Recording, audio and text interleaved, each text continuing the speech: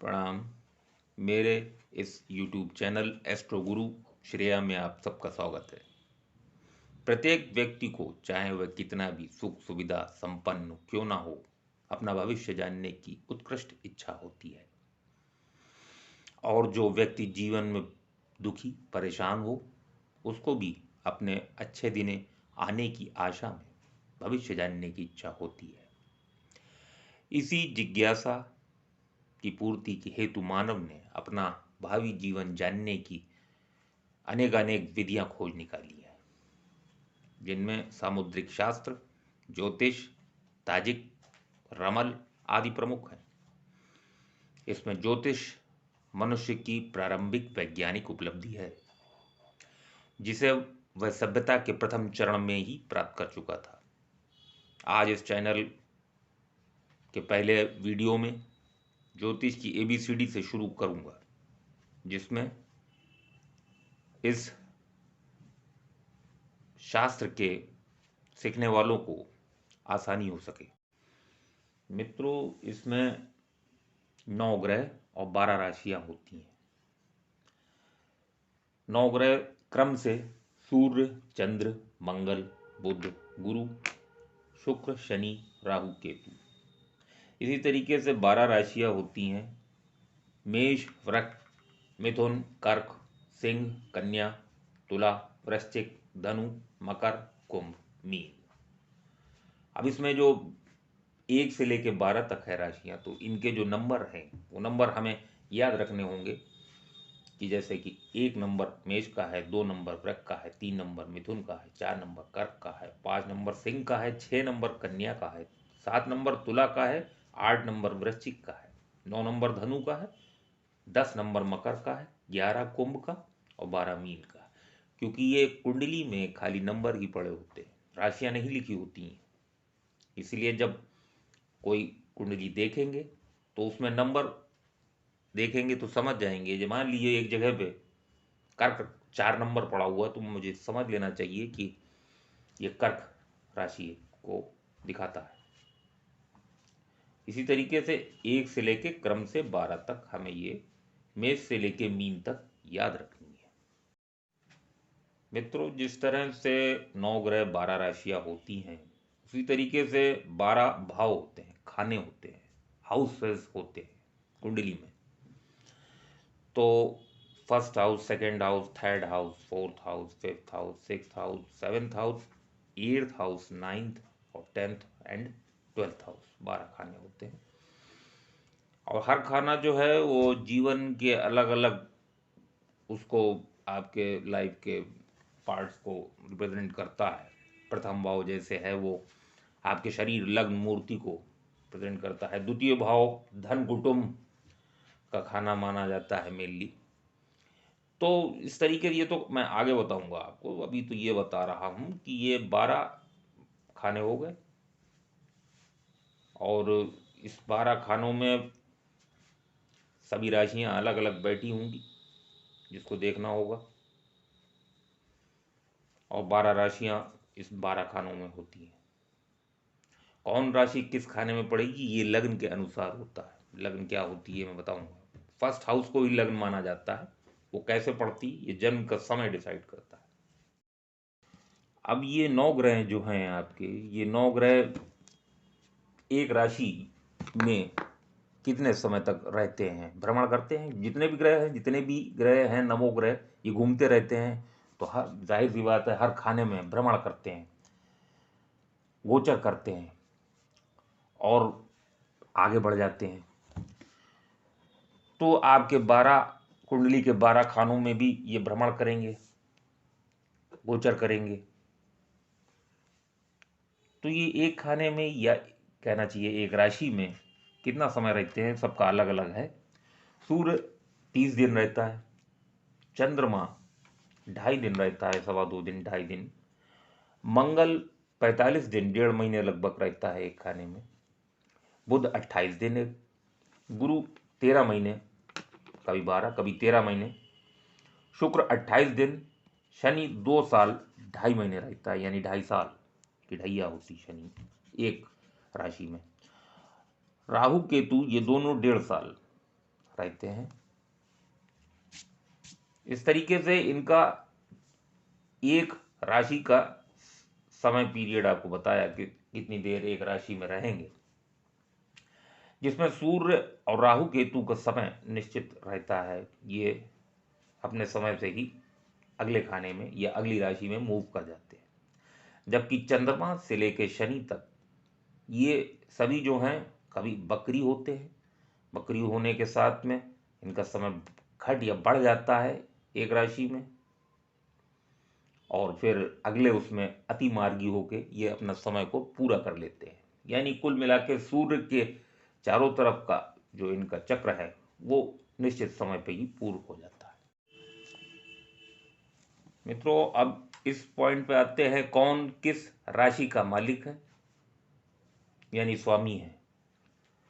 कौन ग्रह किस राशियों का मालिक है, स्वामी है, ये पता जानते हैं। सूर्य सिंह का, चंद्र कर्क का, मंगल मेष वृश्चिक का, बुध मिथुन कन्या का, गुरु धनु मीन का, शुक्र वृष तुला का, शनि मकर कुंभ का। यानी कि सूर्य 5 नंबर का मालिक होता है, चंद्र 4 नंबर का मालिक होता है, स्वामी होता है, मंगल 1 और 8 का स्वामी होता है, बुध 3 और 6 का स्वामी होता है, गुरु 9 और 12 का स्वामी होता है, शुक्र 2 और 7 का मालिक होता है, शनि 10 और 11 का स्वामी होता है। यानी सूर्य और चंद्र को छोड़ के बाकी सभी ग्रह 2-2 राशियों के स्वामी होते हैं। सूर्य चंद्र केवल एक राशि का स्वामी होता है। ये इनके स्वामी होते हैं, मालिक होते हैं। तो जो खानों में ये राशियां होंगी, 12 खानों में, जो ज्योतिष कुंडली के 12 खाने हैं, उन 12 खानों में जो राशियां होंगी, जहां जहां वो राशियां पड़ेंगी, उन उन स्थानों का स्वामी वो ग्रह होगा जहां वो राशियां होंगी। मित्रों, सभी ग्रह अपने खाने से दूसरे खानों पे दृष्टियां डालते हैं, अपने भाव से अन्य भावों पे दृष्टियां डालते हैं, सभी 9 के 9 ग्रह। तो ये जैसे सूर्य की, अब किसकी क्या दृष्टि होती है वो बताऊंगा। सूर्य की अपने घर से 7वीं दृष्टि होती है, अपने घर से ही गिना जाएगा, जहां वो बैठा है उसी स्थान से गिनेंगे, और 7वीं दृष्टि यानी सामने वाले खाने में, सामने वाले घर में उसकी दृष्टि पड़ेगी। सूर्य की 7वीं दृष्टि होती है, चंद्र की भी 7वीं दृष्टि होती है, मंगल की 3 दृष्टियां होती हैं, चौथी, 7वीं और 8वीं। यानी ये 3 खानों पे दृष्टि डालता है अपने स्थान से, जहां से बैठा है वहां से। बुध की भी 7वीं दृष्टि अकेली होती है। गुरु की भी 3 दृष्टियां होती हैं, 5वीं, 7वीं और 9वीं। जिस खाने में गुरु बैठा है वहां से 3 घरों को देखेगा, 5वां घर, 7वां घर और 9वां घर। इसी तरीके से शुक्र की 7वीं केवल एक, और शनि की फिर 3 दृष्टियां होती हैं, अपने घर से तीसरी, 7वीं और 10वीं। राहु केतु दोनों आमने सामने ही देखते हैं, उनकी यानी 7वीं दृष्टि होती है केवल। ये जो 9 ग्रह होते हैं, इनकी जीवन में महादशाएं आती हैं। पूरे जीवन में इनकी पूरी महादशा 120 साल की होती है, सारे ग्रहों की महादशाएं का चक्र। जिस व्यक्ति का जैसा जीवन हो, जितना साल का, वो अलग चीज है, लेकिन पूर्ण महादशाएं 120 साल की। सूर्य की 6 साल की होती है महादशा, चंद्र की 10 साल की होती है महादशा, मंगल की 8 साल की, बुध की 17 साल की, गुरु की 16 साल की, शुक्र की 20 साल की, शनि की 19 साल की, राहु की 18 साल की और केतु की 7 साल की। ये महादशाएं आती हैं जीवन में। जो पाप ग्रह होते हैं उनकी महादशाएं कष्ट देती हैं, शुभ ग्रहों की महादशाएं अच्छी निकलती हैं। लेकिन ये डिपेंड करता है आपकी कुंडली में वो ग्रह कहाँ बैठा है। कभी कभी पाप ग्रह की महादशा भी अच्छी निकलती है और शुभ ग्रह की महादशा भी खराब, क्योंकि उसकी पोजीशन पे डिपेंड करता है कि वो अब कौन सी राशि में, किस भाव में और कितने डिग्री का, किस ग्रह से देखा गया हुआ, किस योग में बैठा है। जैसे कि अभी आपको बताया ग्रहों का मालिक होना उन राशियों का, वैसे ही ये ग्रह किसी न किसी राशि में जाके उच्च के होते हैं, किसी राशि में नीच के हो जाते हैं। और जब अपनी ही राशि में बैठेंगे तो अपने घर के यानी स्वग्रही कहलाते हैं। तो इसमें कौन सा ग्रह किस राशि में उच्च का होगा, किस राशि में नीच का होगा और किस में सुग्रही होगा, ये बताते हैं। सूर्य मेष में उच्च का होगा, तुला में नीच का और सिंह राशि में अपने घर का सुग्रही हो जाएगा।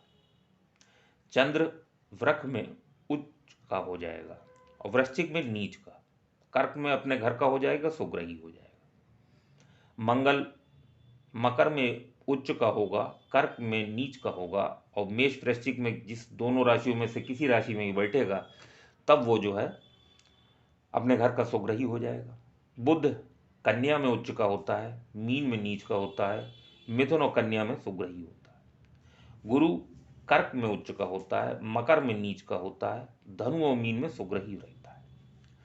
शुक्र मीन में उच्च का होता है, कन्या में नीच का होता है, वृक और तुला में सुग्रही होता है।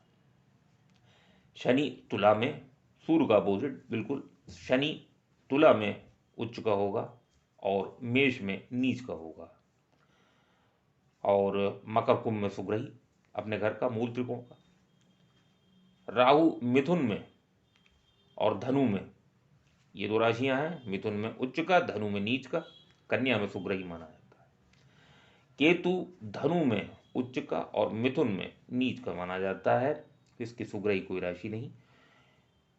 कुछ नए ज्योतिषकार इसमें राहु को वृक में उच्च का और वृश्चिक में नीच का मानते हैं।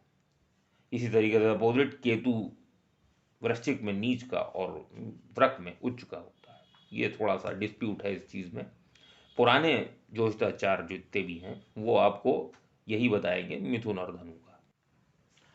अब ये उच्च और नीच का अर्थ क्या है? उच्च ग्रह हमेशा अच्छे फल देते हैं, नीच ग्रह बुरे फल देते हैं और स्वग्रही हमेशा ही अच्छे देते हैं। एक बार को उच्च ग्रह अच्छा फल नहीं दे सकता, लेकिन स्वग्रही हमेशा अच्छा फल देता है, अपने घर का होता है, अपने घर को बिगाड़ता नहीं। मित्रों, अब अगले वीडियो में आपको सभी 12 भाव यानी खाने जीवन के किस क्षेत्र से संबंध रखते हैं वह बताऊंगा और भी कई अन्य ज्योतिष की महत्वपूर्ण जानकारियां बताऊंगा। अगर आपको कुछ ज्ञान मिला हो तो मेरे इस वीडियो को लाइक करें, चैनल को सब्सक्राइब करें और बेल नोटिफिकेशन ऑन करें, जिससे आपको मेरे वीडियो के अगले भाग का नोटिफिकेशन मिल सके। जय श्री महाकाल।